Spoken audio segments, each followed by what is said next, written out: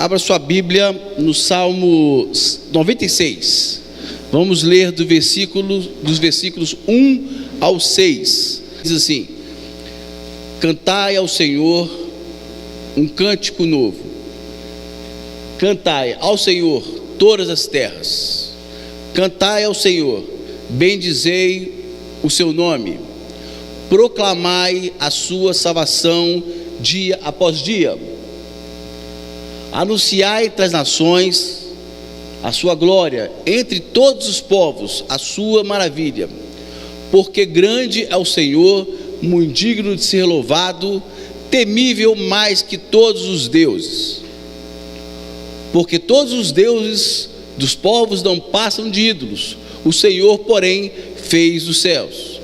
Glória e majestade estão diante dele, força e formosura no seu santuário. Aleluia. Deus, que essa palavra venha conosco para nós essa noite, recheada da unção do Espírito Santo, porque sem ela, isto são apenas palavras que não produzem transformação nenhuma. Mas para que haja uma transformação e milagre e renovo nessa noite, que o Espírito Santo possa estar presente em cada palavra dita aqui, em nome de Jesus, amém. Esse Salmo 96 é o primeiro salmo, é o primeiro dos hinos que foram cantados por Israel, quando a arca retornou para Jerusalém. Vocês se lembram que a arca foi roubada muito tempo antes, ainda no tempo de Samuel, antes de Davi nascer. A arca foi levada pelos filisteus, e entre indas e vindas, muito bem, nesse momento agora Davi morreu gente, foi uma luta para trazer essa arca de volta, mas Davi finalmente entende no Senhor o que ele precisava fazer para trazer a arca de volta, e ele faz isso e traz a arca, e é um dia de muita festa. E dali em diante Davi vai estabelecer um louvor contínuo em Jerusalém.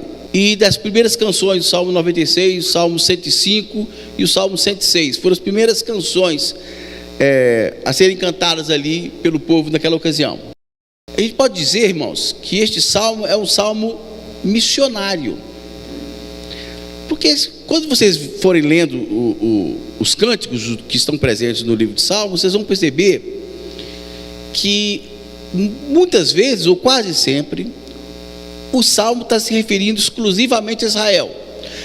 A gente entra no meio, né, porque nós somos enxertados, mas se você esquecer que foi enxertado, você vai falar assim: isso não é para mim, porque está sempre falando para Israel, um judeu cantando sobre Israel, do Deus de Israel para Israel. Mas esse salmo particularmente é um convite que Deus faz. Esse cântico, ele tem um motivo, ele tem um porquê. A ideia é propor um cântico novo. Ora, se nós temos um cântico novo, se nós propomos um cântico novo, logicamente havia um cântico velho. E eu quero parar um pouquinho com os irmãos aqui sobre o cântico velho. Aquilo que você vive há muito tempo, aquilo que você está acostumado, aquilo que entrou no automático da sua vida. O cântico velho, ele é ligado às coisas velhas, às coisas que passaram. Ele é ligado a um passado tenebroso, um passado sombrio. Lá nos Estados Unidos, principalmente no século XIX, algumas canções que os escravos cantavam ficaram muito famosas. Então os escravos estavam ali nos campos de algodão nos Estados Unidos, século XVIII, século XIX, e eles cantavam chamadas cantigas de lamento. As cantigas de lamento, que até deu origem a um estilo muito bonito, que é o blues, mas eram na verdade cantigas de lamento. Quem estuda um pouquinho sabe que a escala musical das cantigas de lamento nunca ascendiam, as notas não iam para cima, as notas sempre desciam. Eles sempre começavam do alto para baixo, sempre de um ponto alto da melodia descendo, lá, lá, lá, lá, lá, lá, lá, sempre assim, porque era um choro, era um lamento. E de alguma forma, com música ou não, ele canta uma música triste, uma música que é a história da sua vida, é um choro, é um lamento. Essa vida é tudo difícil para mim, eu vivo cheio de problemas, ninguém gosta de mim, eu sou recusado. Esse é o cântico do velho homem, esse é o cântico do derrotado, esse é o cântico de quem murmura, esse é o cântico de quem não tem futuro, de quem não tem esperança, é o cântico da mesmice, é vir para a igreja e cantar parecendo que é um peso para você, é ficar pensando quando vai acabar essa canção, quando virá a próxima e quando vai terminar o período de louvor. É pesado para você cantar. Há um prazer esquisito no cântico velho, no cântico de lamento, no cântico de sofrimento. Mas o salmista aqui, ele vai nos convidar 3 vezes, aliás, para que nós cantemos, não uma música qualquer, irmãos, mas um cântico novo. E o que é o cântico novo? Isaías, profeta messiânico, ele vai dizer no capítulo 42, versículo 10. Vê se o projeto aqui para nós já está lá, mais rápido o gatilho, não tem jeito, né? Ele vai dizer: cantai ao Senhor um cântico novo, e o seu louvor até as extremidades da terra. Isaías, se você ler o capítulo todo, você vai ver que ele vai estar falando do Messias, da chegada do Messias, do advento do Messias. E por isso, todos nós devemos cantar um cântico novo. Diz lá em Apocalipse 5, versículo 9, falando sobre um cântico novo. E entoavam novo cântico, dizendo: digno és de tomar o livro. Nós já lemos esse texto aqui em uma outra ocasião. Por que esse cântico foi cantado? E por que eu falo que o cântico novo tem a ver com Jesus, tem a ver com a redenção, tem a ver com a novidade do Evangelho, que é quase redundante, porque o Evangelho é uma novidade, a notícia boa que o Evangelho traz. Por que Apocalipse vai falar sobre isso? Por que ele vai contar, João vai contar que havia um cântico novo sendo entoado? No céu teve aquele momento dramático, onde João, o apóstolo João, estava vendo a cena, e ele viu o livro, e nesse livro, ele estava selado por dentro e por fora, e não havia quem pudesse abri-lo, e a palavra diz que João chorou muito por causa disso. Ele ficava: gente, quem é digno de abrir o livro? Quem pode desatar os seus selos? E então, nessa visão, ele vai ver um cordeiro como que sendo morto, como que foi morto. Esse cordeiro, ele aparece, e todo mundo do céu vai dizer: esse é o homem, esse é o cordeiro que é digno de abrir o livro. E por causa disso nós vamos cantar um cântico novo. O cântico novo tem a ver com o conhecimento da existência da salvação por Cristo. O cântico novo tem a ver com gratidão. A gratidão é uma ferramenta que ou você usa, ou o diabo vai usar. Quando você não é grato, o diabo vai tomar essa ingratidão e vai usá-la contra você. Quando você é grato a Deus, estamos falando, principalmente, né? Quando você é grato, você toma essa ferramenta das mãos do diabo e entrega ela a Deus. Então é uma ferramenta extremamente importante, irmãos. Mas sabe que, eu não sei se vocês pensam como eu pego muitas palavras que nós cantamos, que nós falamos, nós pregamos, e converso com elas. Eu acho que é um bom exercício para você fazer, conversar com as palavras que muitas vezes você está cansado de falar aqui e não sabe do que se trata. Outro dia eu perguntei para alguém assim, falei com alguém assim: o que é edificar? E a pessoa ficou meio na dúvida do que é edificar.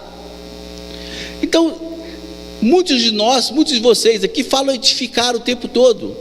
Isso é edificante, Deus está só como exemplo, e não sabe o que é edificar.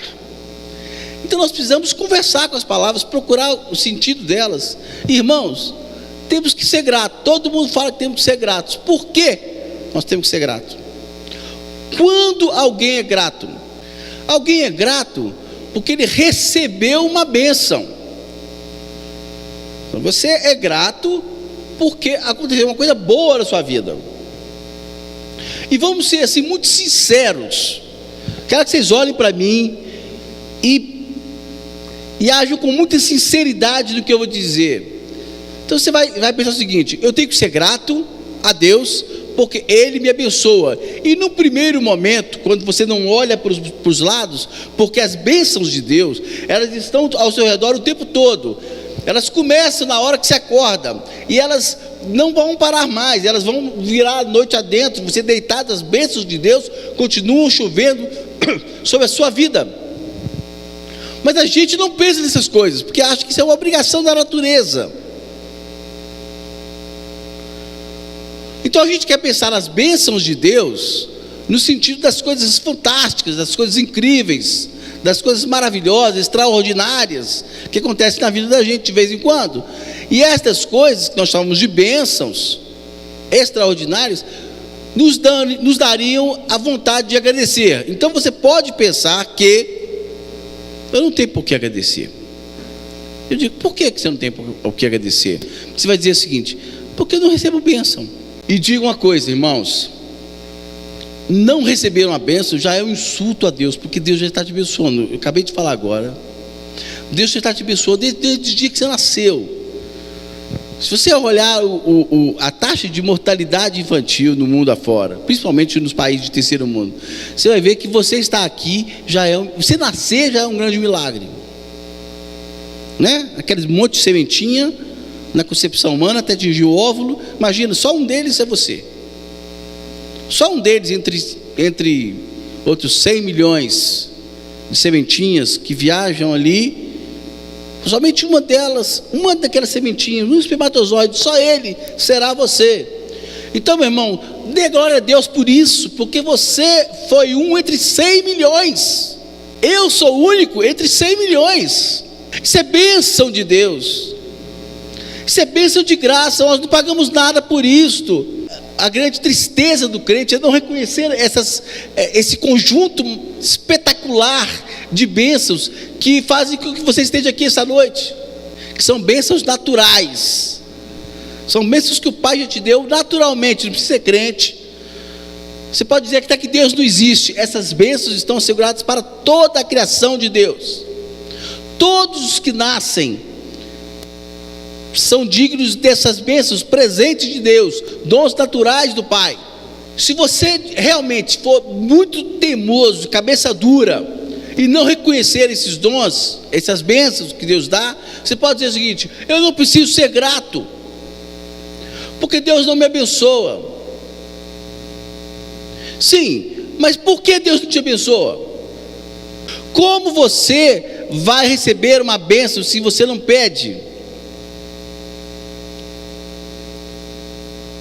Nós convidamos a igreja a fazer um jejum para receber uma bênção nessa noite, no culto dessa noite. Eu não vou pedir para levantar a mão, por favor, não levantem. Quantos fizeram? Então você está reclamando de quê? Se você está diante do Rei do Universo, do dono de todas as coisas, e você não sabe pedir, se você não tem um tempo com Ele de oração, um tempo de conversa com Ele, como você vai querer que Ele te dê alguma coisa se você não pede nada? Não, eu não tenho bênção, mas eu peço. Como você vai pedir um presente para um estranho? Como assim? Mas Deus não é estranho. Você não é estranho para Deus, mas Deus é estranho para você. Quando você não tem um caminho de diálogo, uma convivência com Ele, Deus é um ser estranho para você. Vocês imaginem que se alguém chegar no sinal, irmãos, presta atenção. Se alguém chegar na rua e te pedir R$1, falar: estou passando fome, e se você tiver R$1, você dá? Provavelmente a resposta vai ser: sim, eu dou. E se ele te pedir R$10, você dá? Dou. E se ele te pedir R$100, você dá? Não. Aí complicou, né? R$100 complicou. Mas e se a pessoa que está te pedindo for o seu filho? Você dá? Ah, se eu tiver, eu dou. Você não dá para um estranho, mas dá para o seu filho. E se o seu filho for daqueles que pedem muito, que estão o tempo todo do seu lado, pai, onde você for, vou atrás, pai. O pai está do seu lado, pai, você é o melhor. O pai, o seu meu herói, pai. Eu amo estar do seu lado, pai. Quando é que você volta? Você vai trabalhar? Que hora que você veio, pai? Aí manda recado para ele: pai, você está na hora de voltar? Estou com saudade do senhor. Como vocês acham que esse pai vai voltar para casa? Esse pai vai voltar com saudade do filho. Ele sabe que o filho ama a sua presença e ele não resiste a um pedido: pai, me dá um presente. Então, irmãos, dois filhos de um mesmo pai, um pode ganhar um presente e outro não, e o pai ama os dois igualmente, mas um enjoado, um não abre mão de estar com o pai, e o outro não liga para ele, e um consegue encostar no coração do pai. Irmão, não tem nada que toca mais o pai do que um filho dizer: papai, eu te amo, papai, eu sinto sua falta. Não tem nada que deixe um pai mais bobo do que uma palavra de carinho, do que uma mão na cabeça do pai. Não tem nada mais delicioso para um pai, um filho necessitado dele. Então vamos voltar. Eu não sou grato. Por que você não é grato? Porque eu não tenho bênção. Mas você não tem bênção porque você não pede. E quando pede sem intimidade. Vamos consertar esse caminho? Vamos consertar esse caminho, irmãos? Tracem uma vida de intimidade com Deus. Tracem uma vida de amizade com Deus. Estude sobre Ele, saiba quem Ele é. Ame a vida dEle, ame a presença dEle. Conheça os seus grandes feitos. Que a gente vem para a igreja e manda a gente adorar. Adora a Deus, adore. Mas vou adorar com o quê? É claro que você não vai adorar se você não conhece Ele. É claro que você não sabe louvar porque você não sabe quem Ele é. Você não tem uma vida de intimidade com Ele, não conhece seus grandes feitos, suas maravilhas. Até porque muito poucas maravilhas você tem registrado na sua vida. E por que você tem registrado poucas maravilhas na sua vida? É o que eu acabei de falar, porque você tem pouco relacionamento com Ele. Pouco relacionamento com Deus, poucas maravilhas. Muito relacionamento com Deus, muitas maravilhas. Sabe por quê? Porque quem vê maravilhas proclama. Há 2 semanas atrás eu falei aqui da igreja sobre louvor. E falei que louvor é uma espécie de propaganda. Alguém me procurou e disse assim: pastor, mas propaganda? Como assim, pastor? Eu vou ter que fazer propaganda de Jesus como não fosse um comercial na televisão? Não é esse tipo de propaganda. Eu falo que louvor é propaganda no sentido de propagar, de anunciar, de falar quem Ele é. Mas como você vai falar quem Ele é de quem você não conhece? Se eu pedir para um de vocês falar isso, o que acham de mim, vocês talvez vão conseguir falar a meu respeito uma frase ou duas, mas pedir para minha esposa falar, ela vai falar um dia inteiro, coisas boas, defeitos, virtudes, muitas coisas, porque ela conhece o marido que tem, porque ela está comigo há quase 30 anos. Como nós caminhamos juntos, ela sabe tudo que eu gosto, ela sabe como me agradar, ela sabe meu cheiro, ela sabe os cheiros que eu gosto, ela sabe a temperatura que é ideal da comida, ela sabe os sabores, ela sabe onde eu gosto de ir, ela sabe quando eu estou triste, ela sabe quando eu estou alegre, e ela sabe como tocar no meu coração, porque ela é íntima, ela dorme no meu peito. Quem dorme no peito é íntimo, e é por isso que João escreve o livro do Apocalipse, porque ele era tão íntimo a ponto de deitar no colo de Jesus, recostar a sua cabeça no peito de Jesus, e isto leva a ele a um nível de intimidade tão profundo que ele falou assim: vem cá, meu filho, vou ter que fazer você escrever o Apocalipse. Se você não conversa com Deus, não tem intimidade com Deus, tudo bem, é uma escolha sua, mas não reclame de quem está fazendo o que pode. Quem está buscando o Senhor e está cheio das maravilhas dele, que conhece a palavra de Deus, que tem testemunho para dar, que conhece, que já foi curado ou que já foi usado para curar alguém, porque Deus sabe que a partir do momento que Ele te rechear de bênçãos, de milagres e de maravilhas, você vai avisar quem Deus é, e quanto mais você avisa quem Deus é, mais maravilhas Ele dá para você avisar de novo. Eu estava voltando de viagem para cá, de carro, uma viagem longa, os irmãos sabem disso. E nós oramos várias vezes no carro. E das nossas orações, a gente fazia intercessões, e eu pedi ao Senhor: Senhor, eu queria sentir um presentinho só. O Senhor dá para a gente um presentinho, só um gostinho da sua presença no carro, Senhor. A gente sabe que Deus está ali, Deus sabe que Deus está dentro de nós, mas a gente fala sobre uma presença objetiva. Nós somos gente, nós gostamos dessas coisas, isso faz bem para nós. E nós oramos 1, 2, 3, 4, 5, 10 vezes, nós oramos várias vezes, e estava muito bom, Deus estava conosco, mas nós não sentimos assim, aquele abraço, aquele calor. E num determinado momento, a Elisângela falou comigo assim: aqui vamos só glorificar. Eu já pedi por todo mundo, eu orei por todo mundo aqui da igreja, que eu lembrava o nome, que eu não lembrava o nome, orei para minha família, orei por todo mundo, até o presidente da república eu orei tudo, mas eu não glorifiquei, a não ser aquele agradecimento normal: Senhor, eu te louvo, porque tu és bom, e vamos embora, vou pedir agora.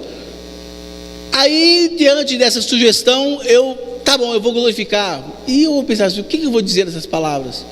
E eu comecei a olhar a estrada, as montanhas, as nuvens, e tinha os lugares que estava caindo água, tinha outros lugares que não estava caindo água da chuva. Eu comecei a falar assim: Deus, tu és maravilhoso, tu és bondoso, tu és o Criador de todas as coisas, tu és excelso, o teu nome é maravilhoso, o Senhor sabe o nome de todas as coisas, sabe o nome de todas as células que eu tenho, sabe a quantidade, sabe o nome das estrelas, o seu poder, o seu tamanho, todas as coisas o Senhor sabe, Senhor, tu és maravilhoso, tu és bendito, ninguém é como tu, Senhor. E o carro começou a encher da presença de Deus. Não é que Deus não estava me ouvindo nas minhas intercessões, nos meus clamores, das minhas lamúrias, Ele estava ouvindo, Ele estava comigo. Mas quando você adora, uma coisa especial acontece, irmãos. O céu se manifesta, porque você entra em sintonia com o céu, porque enquanto você pede, você vê o céu assistindo as suas intercessões. Quando você pede, o céu está ouvindo, está assistindo, mas ninguém está com você, porque no céu ninguém pede nada. Mas quando você adora, você entra em sintonia com os anjos, porque eles fazem a mesma coisa, e eles começam a adorar com você.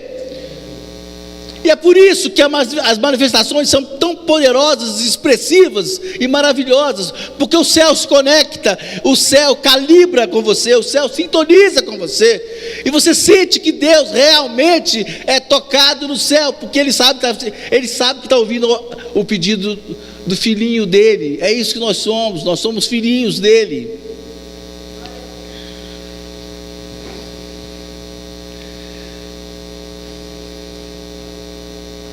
A gente não agradece, irmãos, porque a gente não recebe bênçãos, porque nós estamos recheados de medo. E medo na Bíblia não é exatamente como o medo que você pensa. Eu tenho medo de barata, eu tenho medo de morcego, eu tenho medo de assaltante.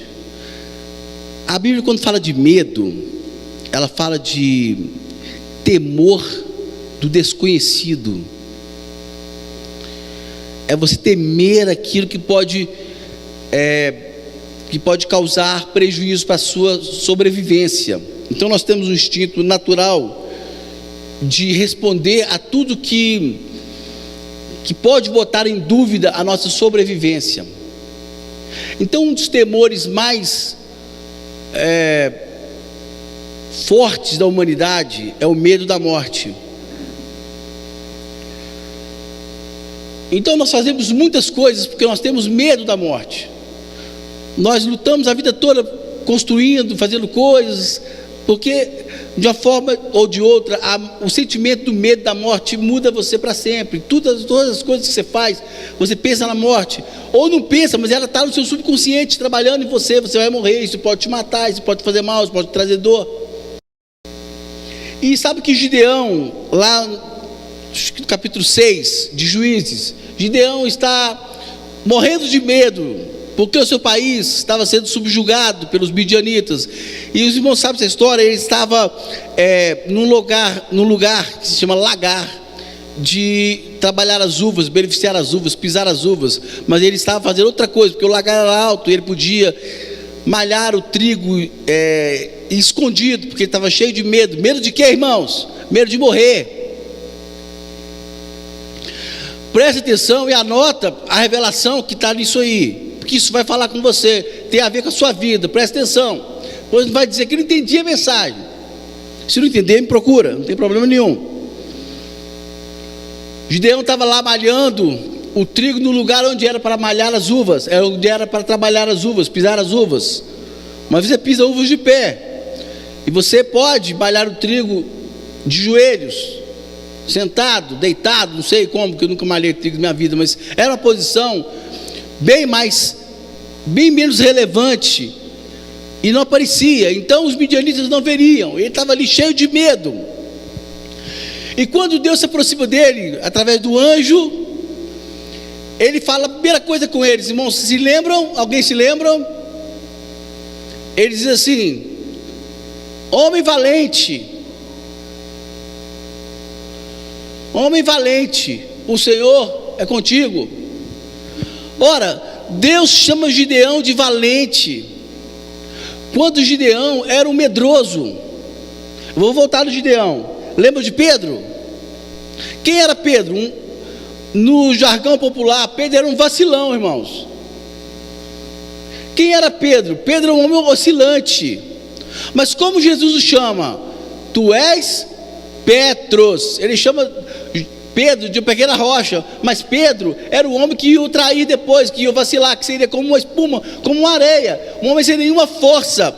Jesus chama Pedro de pequena pedra, pequena rocha, ou parte daquela rocha maior, que é mais interessante ainda.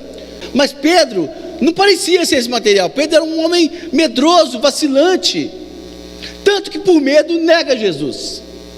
Vamos voltar para Gideão. Ainda no capítulo 6, acho que já foi para o capítulo 7 essa história de Juízes. Gideão vai chamar 32 mil homens, 32 mil soldados, para poder lutar a guerra com ele. E a primeira coisa que ele faz, ele aplica um teste para saber quem tinha medo, porque quem tinha medo não podia ficar, bastava o medo de Gideão. Dos 32 mil, ele falou assim: quem está com medo? 22 mil vão embora. 32 mil já não era o suficiente para lutar contra o exército dos midianitas, que era maior. Mas agora não era mais 32, eram 22 mil. Aliás, eram 10 mil, porque 22 mil foram embora. Mas o Espírito sopra no coração de Gideão, ele vê que ainda não era o suficiente. Ele pergunta: muito bem, desses 10 mil que estão aqui agora, vão lá para o poço, vão beber água. E ele sabia que havia duas maneiras de beber água, e quem levasse a água à boca ficaria. Quem bebesse a água feito um cão, lambendo a água, esse teria que voltar. Dos 10 mil, 9.700 beberam a água como se fosse cachorro, lambendo a água. Ele teve que mandar embora. Dos 32 mil, ficaram 300, menos de 1%. Então Gideão vai para a guerra com 300 homens, irmãos, mas ele é tomado do medo que não o deixava. Agora presta atenção, vamos voltar no texto. O que é que Deus falou com ele no começo? Homem, vocês estão comigo ou não estão? Homem valente. Gideão era valente? Não. E em determinado momento antes da guerra, é claro, qualquer um teria feito isso. Gideão, meu Deus, eu tenho 300, eles são milhares, homens destros da guerra. Ele está cheio de medo. Deus fala com ele: Gideão, vai lá ver seu inimigo. Olha a estratégia de Deus. Quando você está com medo de inimigo, ele manda você ir lá ver o inimigo. Olha a estratégia para nós doida. É loucura, irmãos. Gideão estava com medo do inimigo. Você quer perder o medo do inimigo? Vai lá ver o inimigo. Irmão, se você está com medo do diabo, eu vou falar assim: vem para cá, passa uma semana com a gente. Vamos para o campo e vamos enfrentar o diabo na marra lá, com Jesus à frente, com a nossa oração, com o sangue de Jesus, com mãos impostas. Nós perdemos o medo do diabo enfrentando o diabo por onde a gente passa. Gideão vai lá e vai ver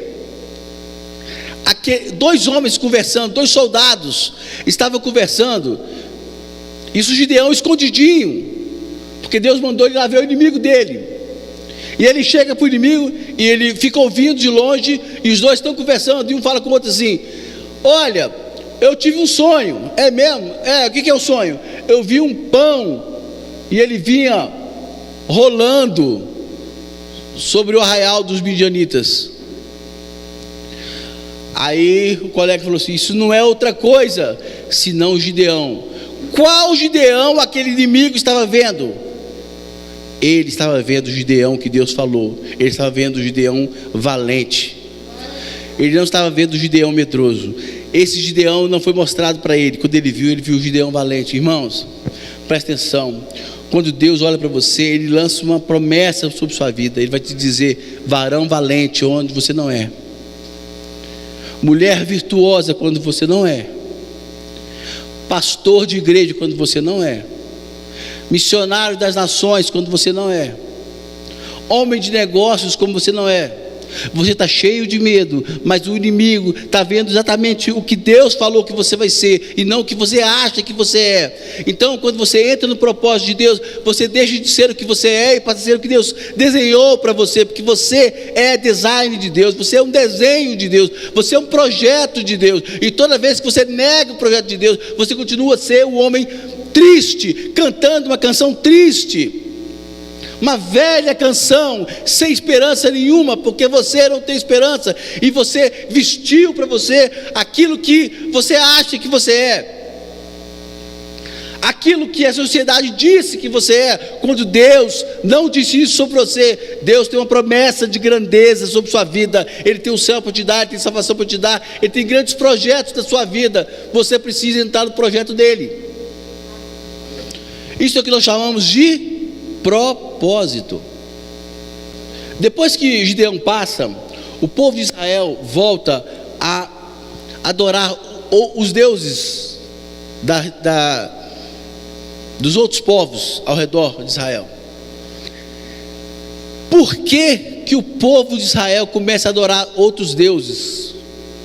O povo de Israel começa a adorar outros deuses, primeiro, porque ele se esqueceu das maravilhas que Deus fez. Segundo, eles vão adorar outros deuses porque eles têm medo dos outros deuses. Então anote isso aí: o medo afeta a adoração, e você acaba adorando aquilo que você teme, pelo medo da morte. Então, se você tem medo de ficar pobre, sabe quem que você vai adorar? Mamon. Você tem medo de ter dificuldade financeira na sua vida? Quem você passa a adorar? Mamon, o dinheiro. Se falar de dinheiro na igreja aqui, o sujeito sai até correndo. Sabe por quê? Porque é um mamon, porque idolatra mamon. Porque se falar que, olha, faça um ato de fé, ajude alguém que está precisando. Eu não, vai faltar para mim.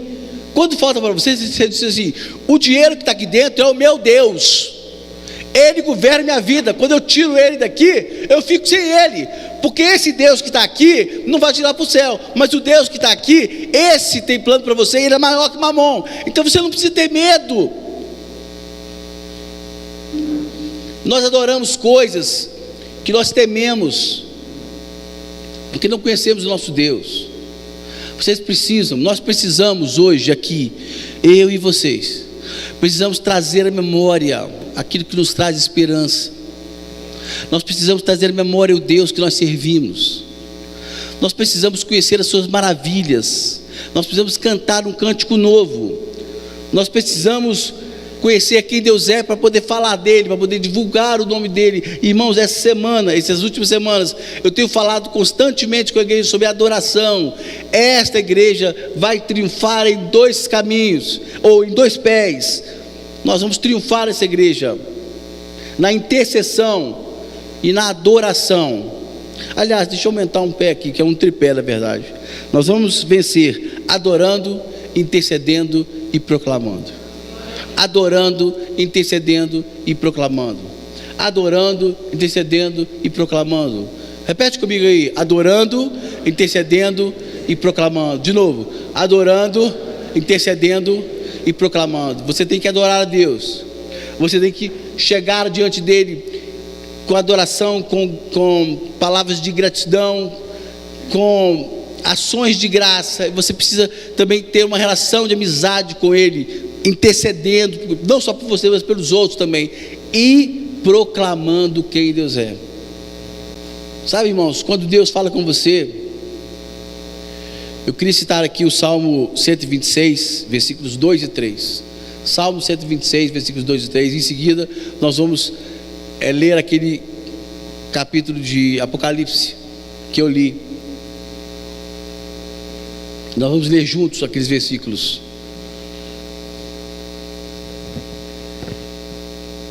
Salmo 126, versículos 2 e 3 diz assim: quando o Senhor restaurou a sorte de Sião, ficamos como quem sonha.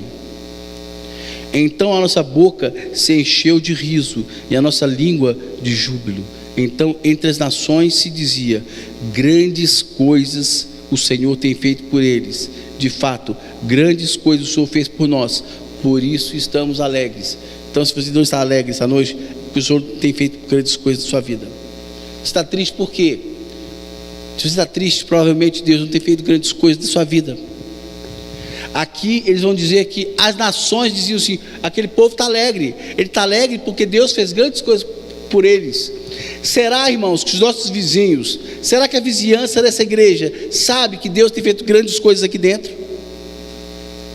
Será que eles sabem? Que se só porque não estiver cheio de riso, e se não houver uma proclamação de quem Deus é, ninguém aqui vai saber que Deus nós servimos. Ninguém aqui vai entender a palavra do Evangelho, porque você não tem um cântico novo na sua boca. É hora de cantar um cântico novo, um cântico dos salvos, um cântico dos redimidos, o cântico de quem tinha uma vida completamente perdida e agora tem uma vida cheia de esperança. Esse é o cântico do crente, irmãos. E agora eu quero pedir que os irmãos fiquem de pé. Aquela citação de Apocalipse, capítulo 5, versículo 9. Eu quero que todos leiam juntos. E entoavam novo cântico, dizendo: digno és de tomar o livro e de abrir-lhe os selos, porque foste morto, e com o teu sangue compraste para Deus os que procedem de toda tribo, língua, povo e nação. Não importa quem você é, não importa a tribo, não importa a língua que você fala, não importa a sua cor, não importa quanto você tem no banco, Ele se fez digno e Ele te dignificou. E essa noite nós vamos ceiar com Ele, porque nós somos dignificados pela sua morte e ressurreição na cruz do Calvário, irmãos. Você precisa encher a sua boca de um cântico novo. Quebre a inércia do silêncio e proclame que Deus é o Deus da vitória, que Deus é o Deus de esperança. Proclame um novo cântico, irmãos, em nome de Jesus. Que Deus nos abençoe.